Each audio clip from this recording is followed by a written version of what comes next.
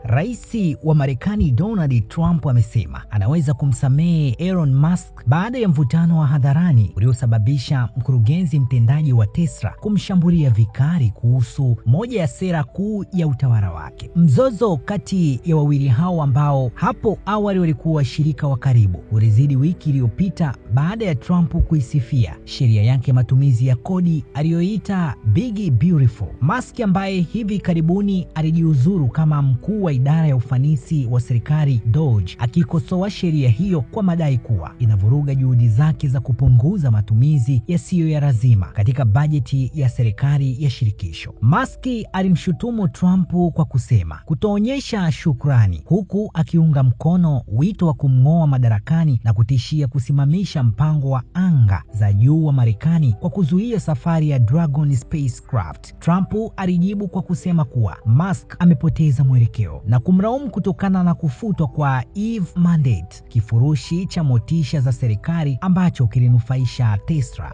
Musk alijibu kwa kuchapisha ujumbe uliofutwa baadaye uliomuhusisha Trump na marehemu Jeffrey Epstein aliyekuwa skendo wa unyanyasaji wa kingono. Katika mahojiano yaliyotajwa na The New York Post siku ya Jumatano, Trump alisema, "Sina kinyongo, lakini nilishangazwa sana na kilichotokea." Alisifia mswada huo kuwa ni wa kipekee na kusema alihisi kukatishwa tamaa na hatua ya Musk. Alipofanya hivyo, sikufurahishwa kabisa. Musk asema anajutia kauli zake dhidi ya Trump. Alipoulizwa kama anaweza kumsamehe Musk, Trump alijibu, "Nadhani naweza," na kuongeza kuwa sasa anajielekeza zaidi katika kuiweka nchi sawa. Masaa machache baadaye, kabla ya mahojiano hayo kurushwa hewani, Musk alionekana kuomba radhi kuhusu mashambulizi yaliyomwelekeza Trump kupitia akaunti yake ya X. Aliandika kuwa anajutia baadhi ya machapisho yangu kuhusu rais, akamtag The Real Donald Trump wiki iliyopita na kuongeza kuwa yalizidi mipaka. Musk